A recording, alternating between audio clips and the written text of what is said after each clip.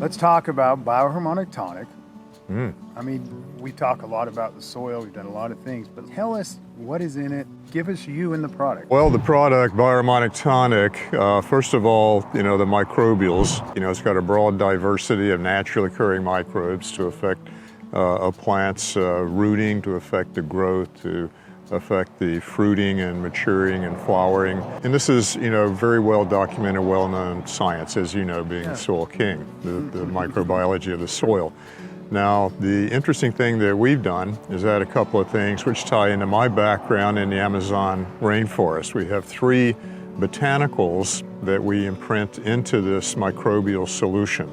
There's Camu, which is really important for a variety of reasons. It's got a lot of polyphenols in it. It's recognized as the world's greatest concentration of vitamin C coming from nature. So when we introduce that into the microbials, in a sense, we're looking to educate the microbes, because the microbes in the soil are all about the plant growth, to educate the microbes like, hey, look at the imprint from the highest concentration of life energy on Earth and the plants that are growing there. For me, a lot of it always kind of comes back to natural farming and what I know there. And when we're talking about diversity, right? So it's not just one collection from one spot, but you're actually really collecting a certain plant from one area, which is totally different than the other plant from the other area. And again, totally different from your third one. And it comes with whatever soil-based organisms and things are imprinted there, right, that are lying dormant. Now they're introduced and they become part of this whole diversity of expression. Yeah. Very cool. And then the last thing we do, is the gemstone imprint. Right. So we've tested about 600 different stones to see which one is going to provide a harmonic that would be the best for soil-based organisms, for the soil microbiology we're looking to create. We end up with an amethyst, chrysoprase, and opalite.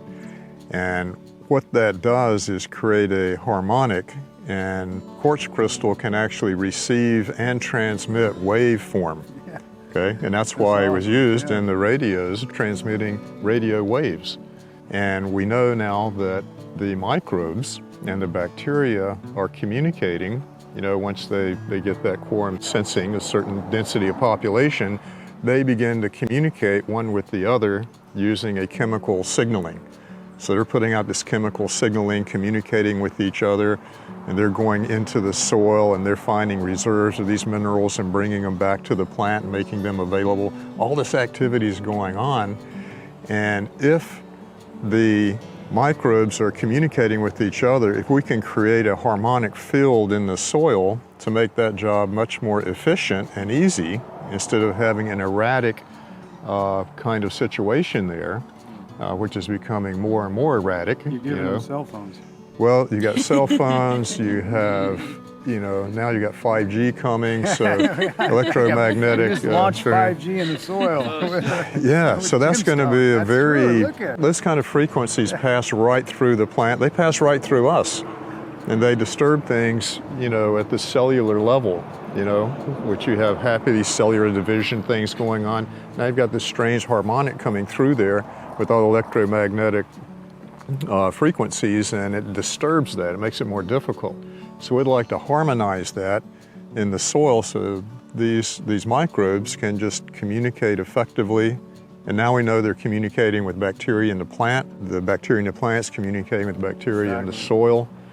It's a chemically induced signal of frequency that's going on there. And those signals are both cooperative and competitive. The microbes are working together in certain ways, and they're also inhibiting other microbes that may be causing damage. So we want to make that communication as clear as possible so that if a pathogen shows up, our microbial community has the ability to communicate in ways and release signals that will outcompete or even destroy whatever pathogens may show up. You're almost like communicating an immune system and for the soil. Definitely. That's so cool. Tell us more about the relationship of the farmer and the plant and the microbes. There you go. Now that we understand that the microbes are actually communicating with each other in the soil, and they're communicating with the microbes in the plant, right? We have this communication going on. We know that we're full of microbes, as humans, and we have more microbes than we have cells. And the focus in human health now is so much on the probiotics, which are microbials, bacteria. And we have good bacteria, bad bacteria. The idea is to get the good bacteria to, outcompete the bad bacteria. We have, an extraordinary diversity of microbes, and we used to have a lot more, but we had a whole generation that's grown up on antibiotics, and that's a major cause of concern for ongoing degenerative disease that we see now, because people's microbiome, their bacteria, has been wiped out in a lot of cases. And these bacteria serve a lot of purposes. They open up metabolic pathways of communication between organs and systems. So if I've got a pancreas that isn't operating properly, and so my body's sending signals, hey, pancreas, we need to be releasing insulin, all of that. If I don't have the microbes there that actually have the metabolic pathway of communication, nothing happens. Right. And you get into these degenerative situations. So introducing the probiotics of bacteria into our gut is really important. So the diversity of microbes we have, they're communicating the same way. Same way. They have that chemical communication. Yes, it's awesome. So when a grower is in the garden, now you have the opportunity where the microbes in the soil communicating with the plant, now you've got the triad of communication going on. Totally. Let's talk about Amazon John. Amazon Earth. Where'd you come from, like, to get to this point? This isn't a new product. I think I met you in 2015, and that's just a short amount of time from where John was in history to where John is sitting here right now. Yeah. Okay. Let's elaborate a little bit on that. I grew cannabis the first time in 1970, and then during these 18 years of just working with Amazonian plants, bringing in tons of stuff from South America, I sold that company about 8 years ago and really began to focus exclusively on cannabis as a medicinal plant for its therapeutic value, its full range of cannabinoid profiles and things. I spent some time in Israel with Dedi Miri over there at the up in Haifa, the Technon Institute, and so I've been very fortunate to meet really the top people in cannabinoid medicine. Man. So then the idea was, well, with cannabis, how do we look at the way we grow cannabis, the intentionality of it, the specific cultivars we're dealing with, if we're looking to have a specific therapeutic outcome. And so and naturally when you start thinking that way, since we're not harvesting, I love to harvest things wild in the rainforest, right?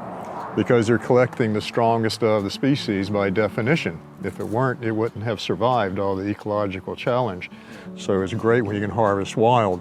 When you're cultivating, I say, well, that's what took me down this path. All right, it starts in the soil, as you know, Soil King. It starts in the soil. How do we get the right soil? How do we, what's the interface of activity going on there? How does this all influence? And that's the short version of what brought us together here. And here we are. Yeah. This is great. Tied together by dirt. And as we know, there's, of course, a variety of ways to grow things. I mean, you can spike the soil with, synthetic nutrients to try to force the plant to do something. And the consciousness, that we all share, and I appreciate so much, and what you've been doing a long time, and what you've been doing a long time, is the consciousness of how do we allow the plant to express itself at its maximum value, How do we facilitate that activity? And that's where it gets really exciting to me from a therapeutic standpoint, because that's where the real therapy comes from, that honor and respect of that whole cycle.